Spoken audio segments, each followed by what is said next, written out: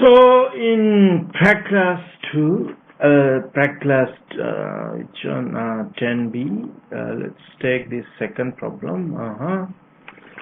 Find sequences x sub n, y sub n of positive numbers such that the limit of ratio of consecutive numbers of this sequence is same with the limit of the consecutive terms of the second sequence is equal to 1, and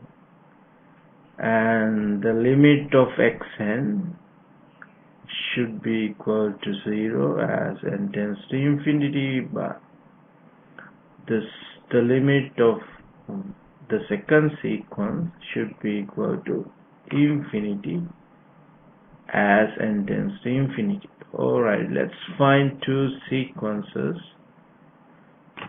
which satisfy these two conditions. Alright, if you consider these two sequences, xn is x sub n is 1 over n, and y sub n, because why I did choose this sequence, because the limit of xn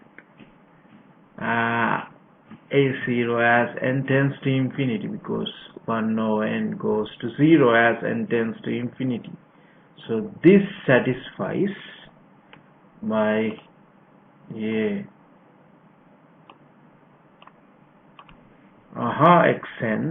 If you take xn is 1 over n, definitely the limit of this sequence goes to 0. This condition is satisfied, right? Because the limit of yn sequence goes to infinity as n tends to infinity, I take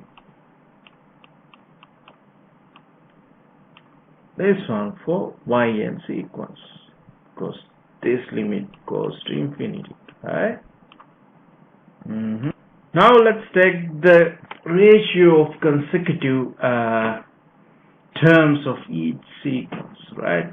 First consider x sub n plus 1 divided by x sub n. X sub n plus 1 is 1 over n plus 1, everything divided by 1 over n, which is this. When you simplify that, which is this. It is clear that this term goes to 1 as n tends to infinity, because if you divide bottom term and top term by n, what do you get?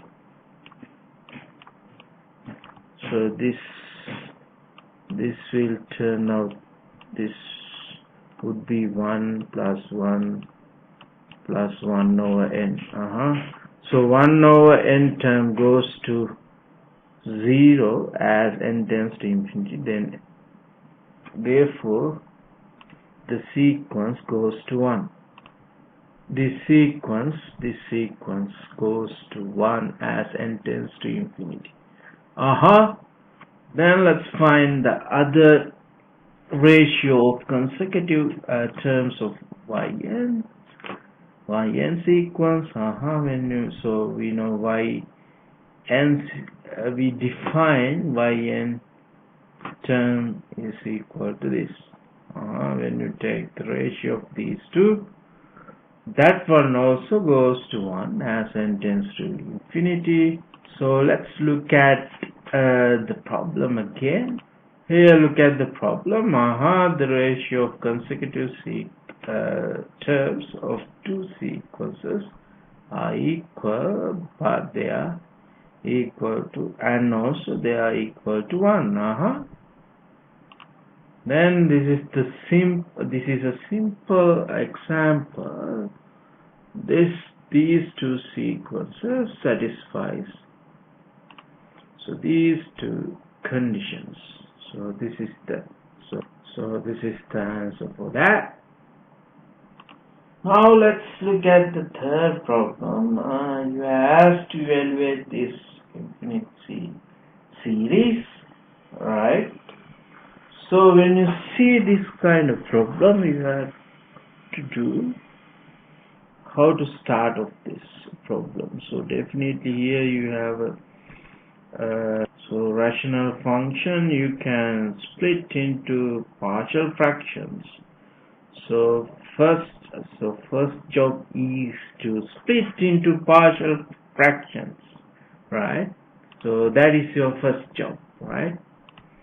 So we split this one into partial fraction. Here you have n squared plus 1 term.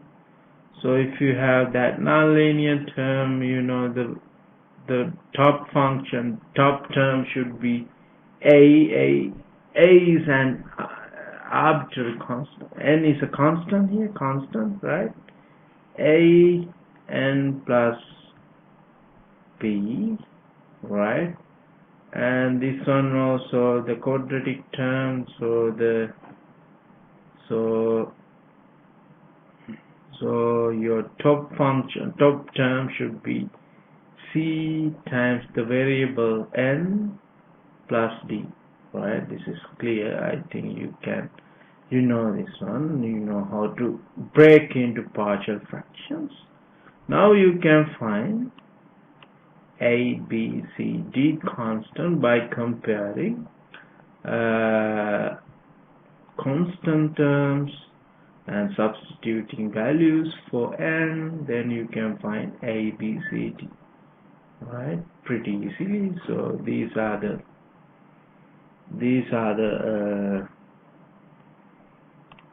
thing I found these constants.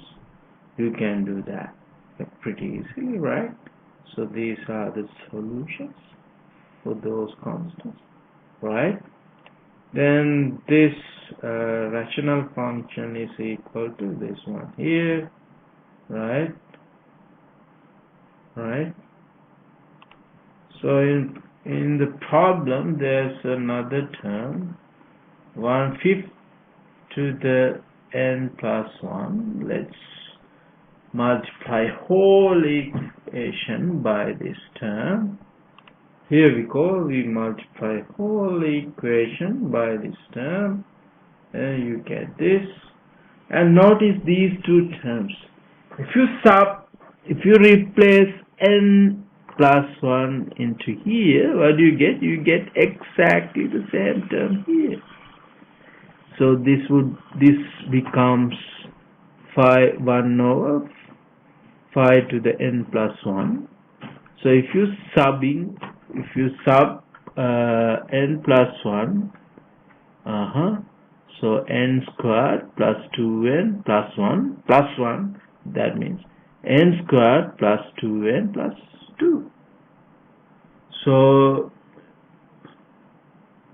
this is something like this. Wait a second.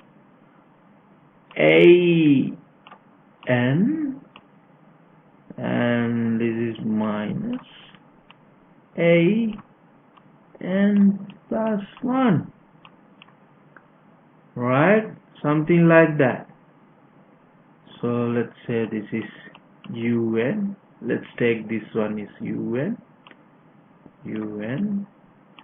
So what do you get? So you can find u sub 1, which is a1 minus a2, and the next term u2 equals a2 minus a3, right? And next term u3 equals a3 minus a4. When you sum this up, so what happened? You can cross these off. At the end, you get only this term a1 minus nth term. Say if you add from 1 to n terms, right? A n plus 1, right? You look at this. This is u sub 1, which is equal to 1/10 minus this term. This term goes with this term goes with that, like that. Finally, you get 1/10 minus this last term here. If you want to find the if you want to consider infinite series of u sub n, all you need to do is take the limit. N goes to, so let's take the limit as n tends to infinity. What happened to this term? This term is going to be 0, right? So you end up with having 1/10. So this is the sum of that infinite series with series. So finally we get the sum of this series, this infinite series, is equal to 1/10, right?